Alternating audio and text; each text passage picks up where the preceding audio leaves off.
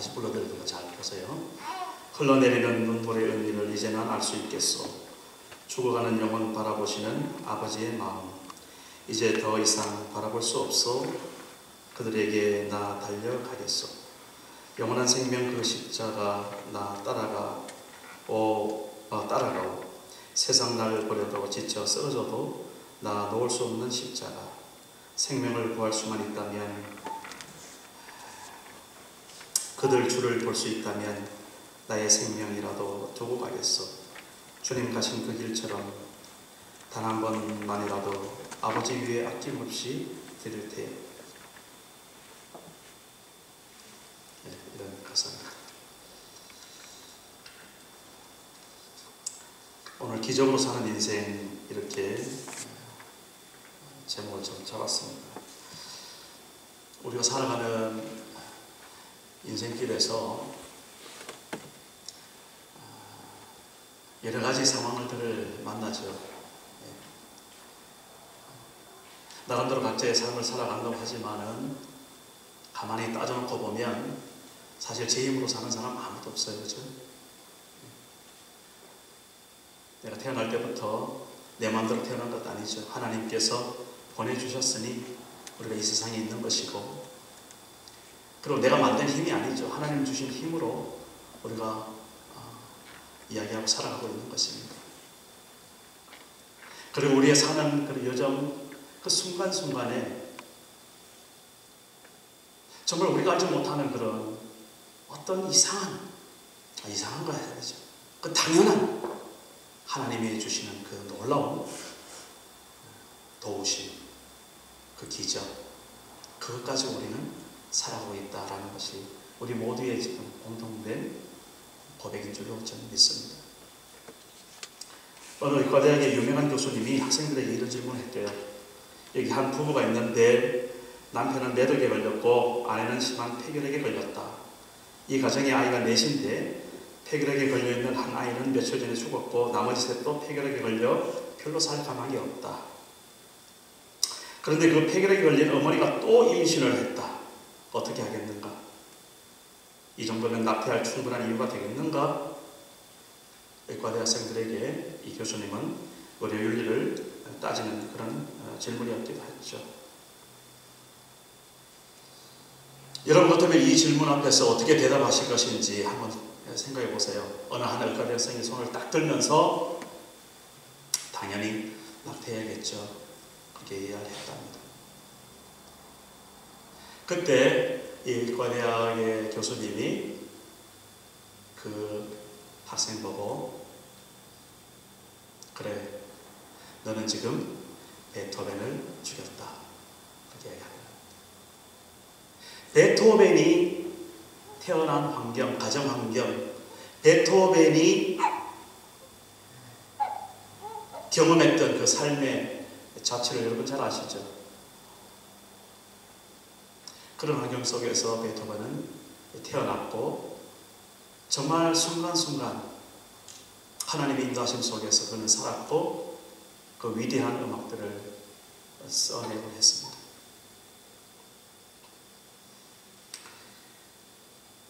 우리 인생이라는 것이 우리가 생각하는 그 이상에 뭐가 있다는 것, 단순하진 않습니다. 그냥 인생이 내 주어졌기 때문에 그냥 이렇게 살아가는 그런 것이 아니고, 뭔가 내가 지금 알지 못하는 어마어마한 위대한 무엇인가가 지금 내 앞에 있고 내 안에 있고 내 앞길 앞에 있다는 이 사실을 오늘 우리는 좀 먼저 발견하기 합니다. 하나님 앞에서의 자존감이라고 이야기할 수 있죠. 이것이 물론 세상에서 말하면 교만이 될 수도 있어요. 그리고 다른 사람한테 어떤 비교가 되어서 좀 뻐기는 그런 것이 될 수 있겠지만, 그러나 본질적으로 우리 한 인생이 살아가는 데 있어서 그 한 존재가 어떻게 존재하고 있는지, 그것을 하나님 앞에서 곰곰이 따져보면 정말 하나님께서는 이 천하 그 모든 것보다도 더 귀한 존재로 오늘 우리를 이곳에 있게 하셨다는 이 놀라운 사실, 이 사실 앞에 내가 가슴이 뛰어요. 내가 그저 그냥 있는 인생이 아니에요. 내 이름이 그냥 거저 부르는 그 이름이 아닙니까? 적어도 우리 부모님은 내 평생에 부를 이름을 지을 때 얼마나 고민하시고 얼마나 기도하셨겠습니까? 그러나 적어도 하나님께서 이 세상에 우리를 보내주실 때 그냥 적당히 살다가 와라 이게 아니었죠. 뭔가 우리가 분명하게 이곳에서 살아갈 이유와 살아갈 사명이 있다는 사실. 그런데 우리가 이렇게 살아가는 그 현실 속으로 이제 들어가기 시작하면 참 막다른 골목이 많은 겁니다. 막다른 골목이 많은 거예요. 그 골목은 얼마나 꼬불꼬불 막다른 골목이 많은지. 그리고 그 골목 한번 통과해서 넘어가면 또 골목이 나오고, 그래서 산 넘어 산이라는 거예요.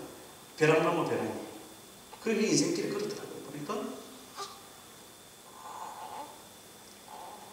그래서 우리는 때때로 하나님 어디 계신가 하나님 앞에 따질 때도 있습니다. 하나님께서 나를 이 세상에 보내주셨으면 정말 비단길 걸어서 아주 휘황찬란하게 살아가야 될 터인데 왜 이렇게 내 인생이 꼬이기 시작하는가? 왜 이렇게 내 인생의 앞에 골목이 많은가? 왜 내 인생 앞에 벼랑이 많은가? 막다른 골목 앞에 탁 서서 이제 천길 낭떠러지 그 벼랑 앞에 딱 서서 우리가 하나님을 쳐다봐야 될 그 순간, 그 순간이 우리 인생 가운데 있다는 이 사실을 감사하시길 바랍니다. 왜? 바로 그때 하나님을 만질 수 있기 때문이었습니다. 바로 그때 하나님을 경험할 수 있기 때문이었습니다. 바로 그때 하나님의 음성이 들려오기 때문에 그렇습니다. 모든 것이 끝났다고 생각하는 바로 그 자리에 하나님은 계십니다. 그래서 인간이 생각하는 마지막 그 벼랑 끝에서 우리의 인생은 새롭게 펼쳐진다는 사실. 이 사실에 여러분 가슴 펴고 오늘 우리에게 주어진 그 현실 앞에서 그 현실을 뛰어넘어 하나님의 기적을 경험하며 사는 우리 트리니티 한교회 되시길 주의 이름으로 축복합니다.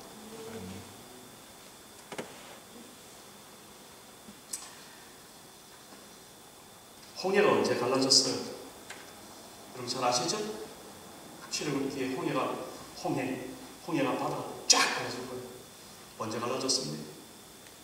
이스라엘 백성 앞에 그 휘몰아치는 파도치는 그 홍해, 그 양옆에는 사막이고 절벽이고 뽕할 데 없고 뒤쪽에는 애국 군사들이 죽일 듯이 따라와서 이제 곧 그 말로 우리를 짓밟으려고 하는 바로 그 순간, 그때 홍해가 갈라져요. 애국에서 잘 먹고 잘 살고 나름대로 살아갈 만할 때 절대로 홍해는 갈라지지 않았습니다. 바로 그 홍해 바로 앞에서, 바로 그 벼랑 끝에서, 막다른 골목 앞에서 그 골목이 튀어지는 거예요. 그 벼랑 끝에 밀려 떨어질 때 하나님께서 우리 뒷덜미를 잡으십니다. 그런 경험을 하는 거예요.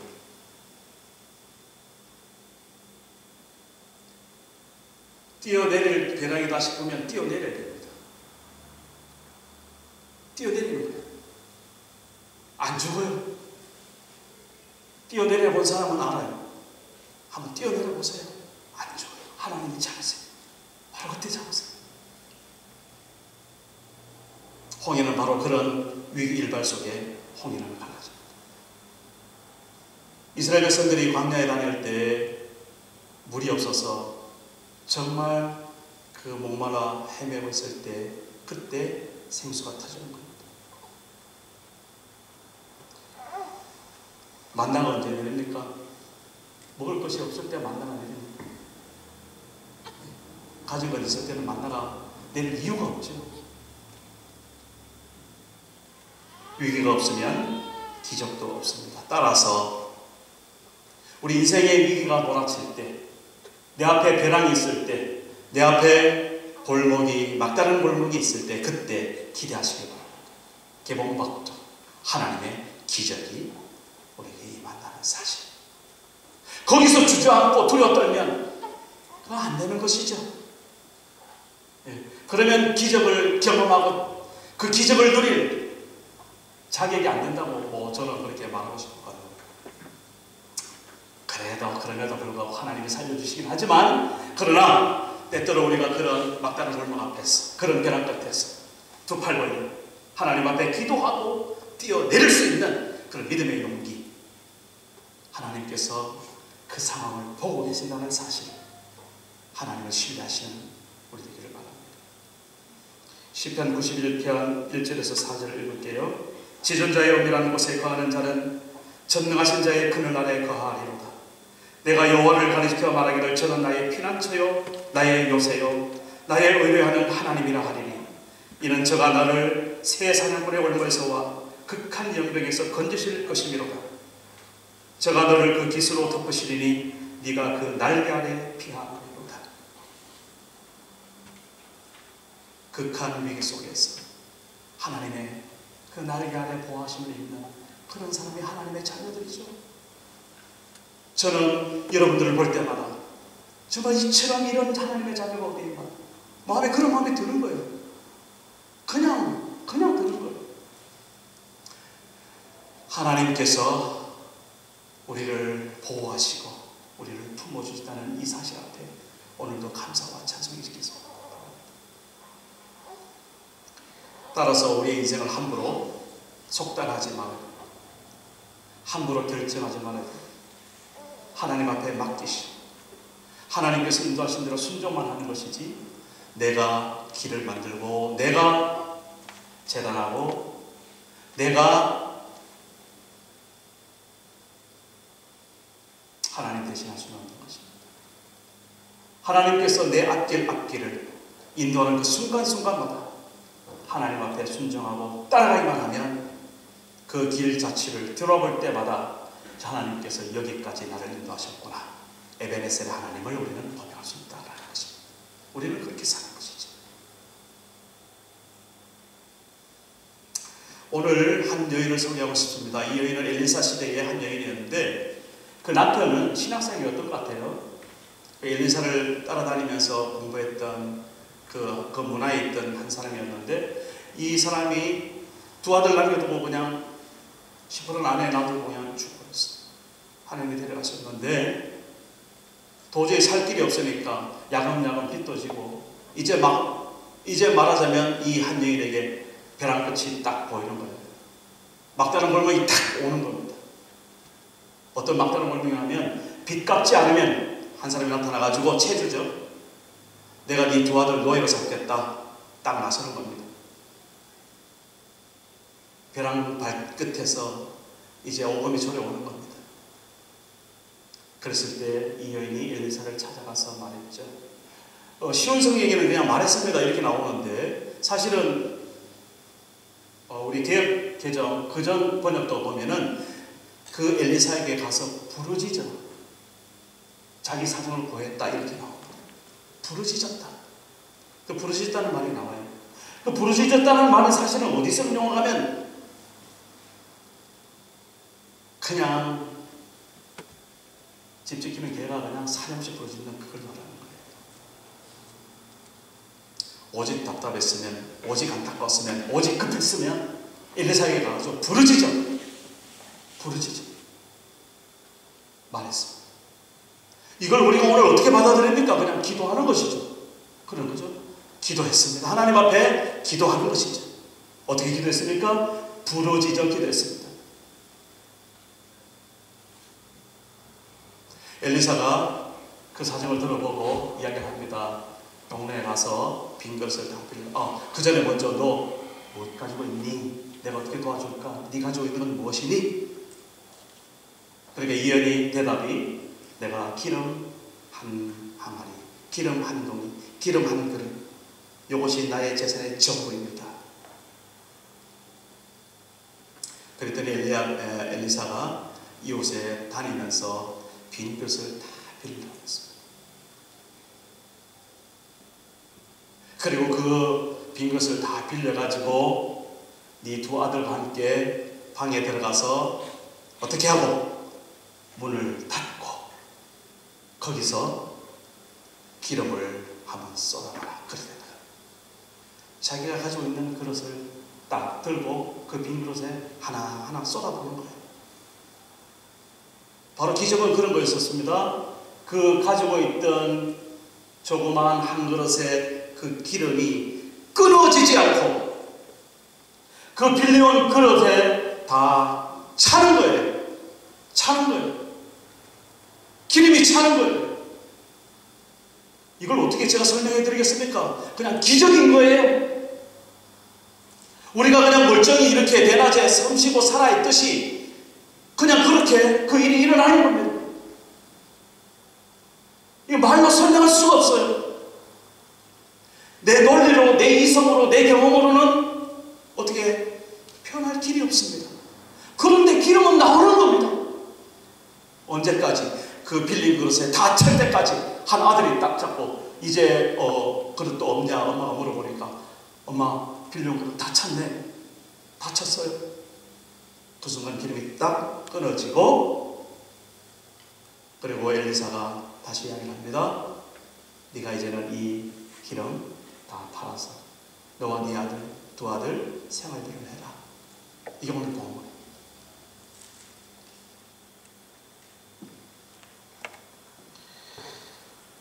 저는 먼저 이 여인에게 있어서 어떻게 해야 그 기적, 설명할 수 없는 이 기적이 어떻게 일어났는가? 그 기적이 일어나는 원인, 그러니까 이제 하나의 어떤 불씨가 되는 그것을 먼저 세 가지로 한번 살펴보려고 합니다. 첫째는 아까 이야기했다시피 부르짖었다는데 저는 초점을 두고 싶습니다. 자기 사정을 엘리사에 가서 말했어요. 소통이 되었습니다. 전달이 되었습니다. 하나님께서 그 대화를 들으시는 거죠. 아니 하나님께서 이미 그 여인의 심중의 그 애탐과 그 갈증과 그 마음 졸임을 보고 계시고 있는 겁니다. 엘리사에게 부르짖어 이야기하는 그 안타까운 소리를 엘리사 이전에 하나님이 먼저 들으시고 이제 기적은 시작되기 시작합니다. 혹시 만일 우리에게 그러한 한 여인처럼 그런 위기와 그런 절박함과 그런 벼랑 끝과 그런 막다른 골목이 있다면 당연히 이 말씀을 보는 우리들은 어떤 일이든지 주님 앞에 기도해야 되는 그 메시지가 오늘 첫 번째 메시지입니다. 다른 건 없습니다.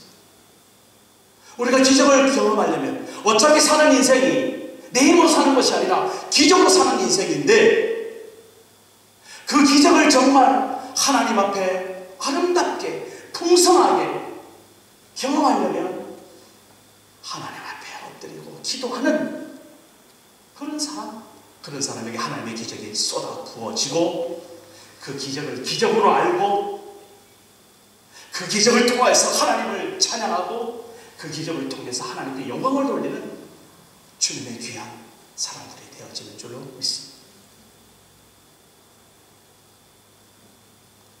우리 교회는 기도하는 교회입니다. 뭐 방법이 없었어요. 뭐 다른 방법이 뭐 없어요. 그냥 기도하는 겁니다. 그냥. 어떤 일이든지 오늘 유리자매 허리가 기도해야지 그러면 뭐 하나님이 기도하시는가 보다. 네. 뭐 다른 거 없어요. 물론 우리가 뭐 병원 가지 마라, 뭐 약 먹지 마라. 아니죠. 우리가 삶의 근본적인 자세가 우리에게 어떤 일이 만났든지 무슨 일이 앞에 닥치든지 하나님 앞에 기도할 줄 아는 사람, 기적을 경험하는 사람.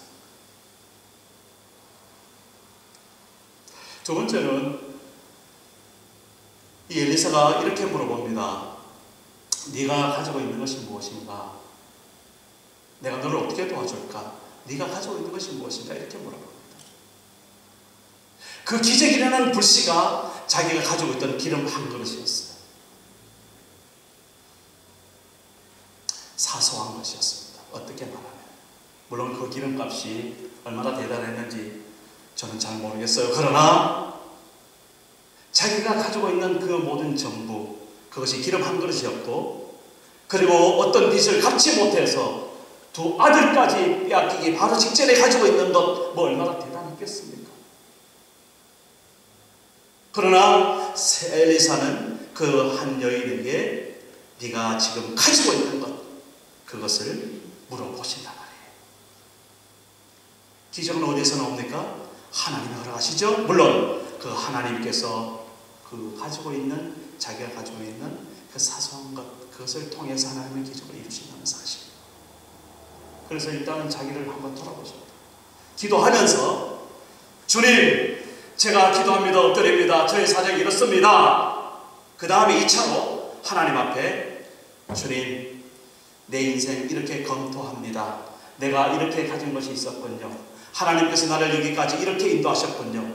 하나님, 내 손에 이것이 있군요. 주님, 받으시지요. 이것이 오늘 두 번째 기적의 불씨라고 저는 믿습니다. 여러분 각자 한번 헤아려 보세요. 내가 받은 것이 얼마나 많은지, 내가 가지고 있는 것이 얼마나 많은지, 내가 지금 누리고 있는 것이 얼마나 정말 넘쳐나는지, 그것 하나님 앞에 정말 드리는 마음이 있다면 우리에게 어떤 일이 닥친다 할지라도 그것을 통해서 하나님의 놀라운 기적을 일으킬 뿐만 아니라 그 기적이 나의 기적뿐만 아니라 그 기적을 통해서 정말 세상을 살리는 그런 기적이 되어질 줄로 믿습니다. 그래서 우리 트리티 한인교회 한 사람 한 사람은 어디 가든지 기적의 사람이 되어야 돼요. 무슨 모임에 갔든지 누구하고 만나고 이야기를 하든지 이렇게 기적을 만들어내는 사람. 내가 기적을 만들어낸다는 말이 오해될 수 있어서 다시 한번 이야기합니다. 기적의 통로가 되어야 된다. 어떻게 통로가 됩니까? 첫째, 기도할 줄 아는 사람. 어떤 일을 만나든지. 두 번째, 기꺼이 자기 것을 하나님 앞에 다 드릴 수 있는 작심을 하고 있는 사람. 그 사람을 통해서 하나님은 기적을 일으켜서 여기에 예스, 여기에 아멘 하면 하나님께서 우리 한 사람 한 사람 통하여서 엄청난 일을 행하시고 저는 믿습니다. 세 번째는 하나님의 사람을 저는 보고 싶습니다. 성경에 보면 다윗이라든지 엘리야, 엘리사, 신약 성경에는 디모데 이런 사람을 하나님의 사람이라고 했습니다. 하나님의 사람. 그 하나님의 사람을 통해서 이 한 여인이 그런 기적을 경험하게 되죠. 우리 옆에 하나님의 사람이 누가 있습니까? 누가 있습니까? 예. 바로 내 옆에 앉아있는 사람. 이 사람이 하나님의 사람인 줄 믿습니다. 우리 교육의 한 가족, 하나님의 사람인 줄 믿습니다. 하나님의 사람은 그렇게 멀리 있지 않습니다. 바로 내 옆에 있는 사람은 하나님의 사람인 줄 믿습니다. 옆에 가장 가까이 자기 옆에 있는 사람 한번 보세요. 얼굴 좀 봐요. 누가 옆에 있습니까? 바로 그 사람이 하나님의 사람인 줄 믿습니다. 자, 결국 이 말이 무슨 말입니까? 기도의 동지가 된다는 말입니다. 나눔의 동지가 되어야 된다는 말입니다. 함께 합력하여서 선을 이루는 하나님의 도구가 바로 멀리 있는 것이 아니라 바로 내 옆에 있는 하나님의 사람. 저도 빼놓지 마세요. 저도 집어넣어 주세요. 그 하나님의 사람, 그 하나님의 사람을 통하여서 우리는 하나님의 기적을 경험하는 주님의 공동체가 바로 오늘 우리의 이 귀한 만남이요, 이 귀한 교회다라는 사실 앞에 하나님께 감사를 드립니다.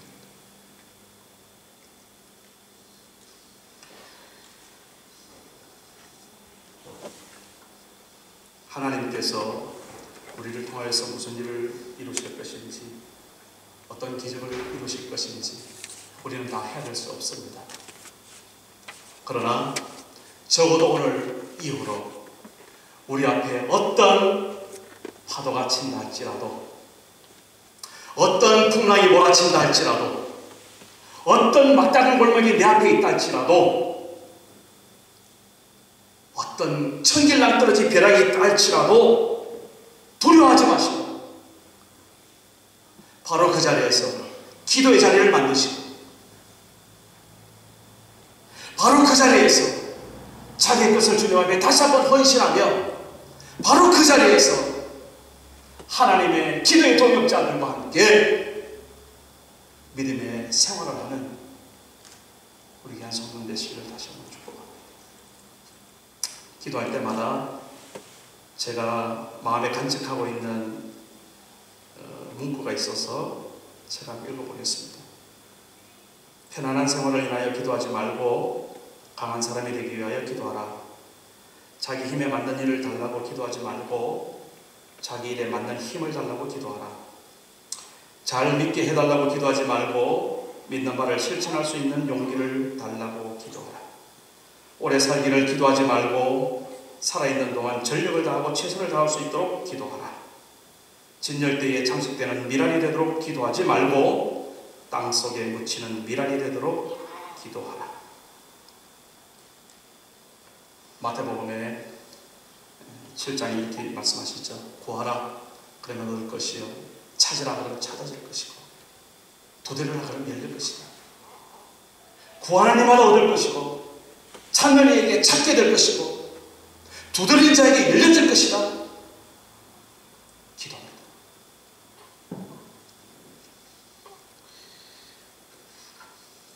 오늘 우리가 기적의 불씨가 되기를 주님으로 축복합니다. 내 주변에 보면 참 사정이 힘든 사람들 참 많이 있어요. 이 아버츠포드 땅, 요 밴쿠버 땅에 요 좁은 땅이지만 이렇게 저렇게 만나고 스쳐가고 서로 이야기를 하다 보면요, 참 기가 막히게 사는 사람들이 많습니다. 그런 사람들을 어떻게 하실 거예요? 하나님 앞에 하나님의 기적을 선물로 안겨주는 그런 기적의 통로들이 그리고 다 되어야 될 줄 믿습니다. 그렇다면 오늘 내가 기도할 줄 아는 사람, 과감하게 내 몸을 드릴 줄 아는 사람, 그리고 이웃을 돌아다니면서 비것을 다 그렇게 모으라 그랬잖아요. 이웃이 많아야 돼요. 그러니까 보니까 이웃이 작으면 그래도 좋으면 될 거 아니에요. 하여튼 이웃이 좀 많아졌습니다.